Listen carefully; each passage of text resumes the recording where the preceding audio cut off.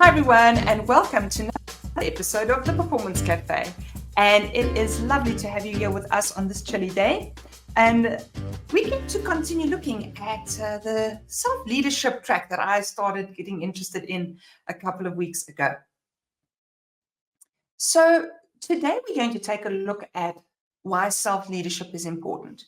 I think, in general, as a concept, we understand and we agree to it. But I wonder if we understand the depth to which self-leadership actually impacts our lives. So the first reason is for enhanced self-awareness. The advantage there is that the more self-aware we are, the more we understand what works for us, what doesn't work for us, around strengths, weaknesses, values, motivations. It allows us to lead authentically and make more informed decisions. So what happens is, if I'm self-aware and I know that I have a particular interest or a hobby, then I understand how that interest, hobby, value, whatever you want to call that thing, how's that going to form how I go forward?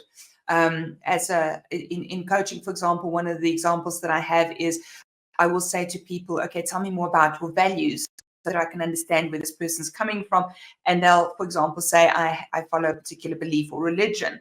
Then we understand in our self-awareness, we understand what that thing is and what the impact it is. That's going to be the filter that some other stuff is going to have to be passed through.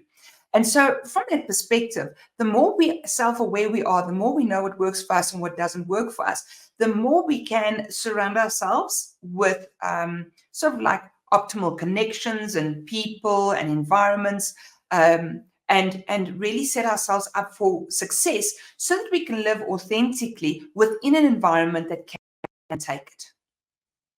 Secondly, of course, we've got improved emotional intelligence. And that is the moment that I am a better self-leader, that moment I also become a better person when interacting with others. Because of this emotional intelligence, and I have now learned, I've now used self-leadership to self-regulate myself. And I have this emotional intelligence that I can attach to it.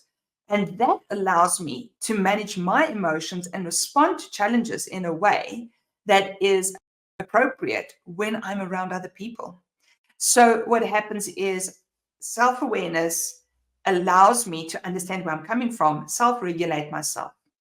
It then sets me up for success around emotional intelligence, because when I'm working with other people, I can self-regulate myself and I have the ability to understand where they're coming from, what works for them, what doesn't work for them, how important is it to manage those factors in any interactions. Next up, increased accountability and responsibility.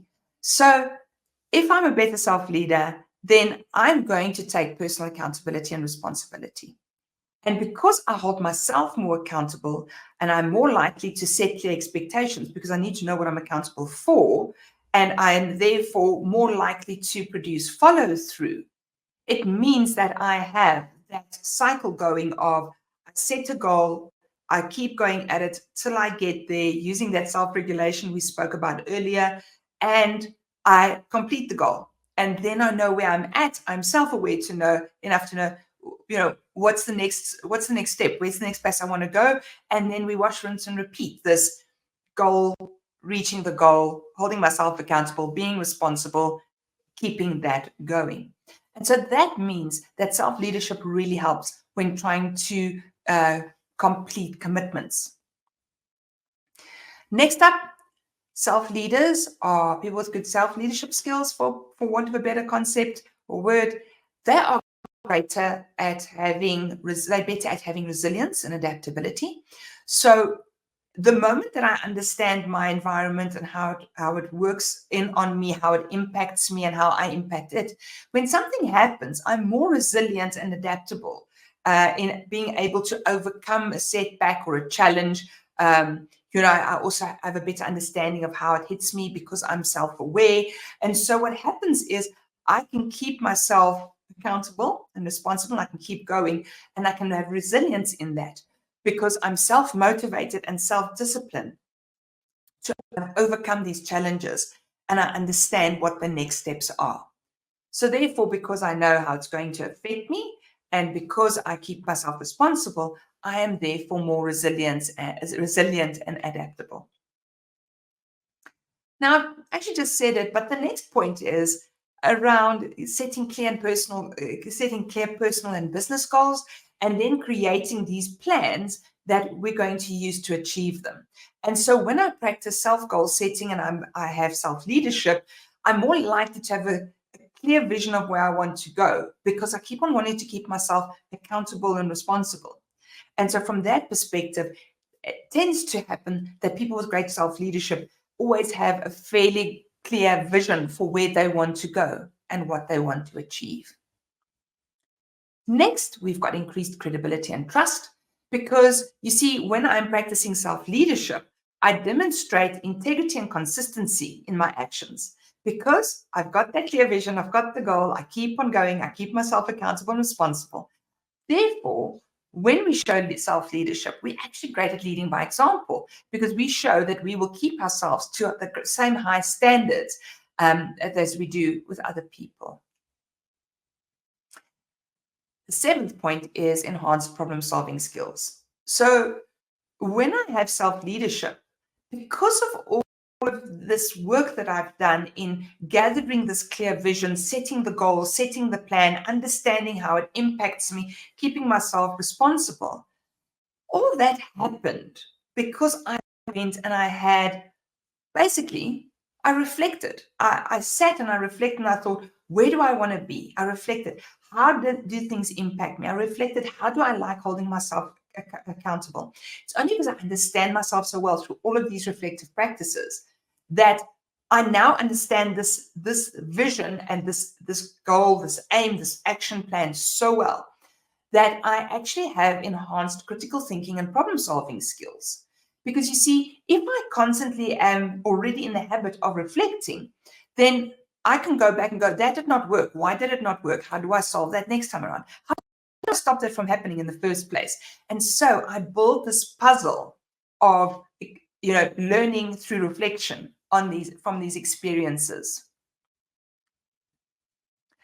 Next, we have empowerment and self and development of others. So if I've had to learn to lead myself, I understand that there are those mornings when I don't want to get out of bed. There are those mornings where I don't want to have that difficult conversation. There are those mornings where I wish I could be less disciplined. But because I've had to learn that for myself, it's very empowering when I work with other people and I understand that those are some of the challenges of just being human. And that when I work with my team, I empower and I develop others because I'm a self-leader. They see what I do, they learn from me, but at the same time, I have empathy because I have learned that it's not as easy as it looks. And so through having that empathy, we can then build people who will, even when things go wrong, they will want to be, they'll be motivated to be a self-leader the way that we are as leaders.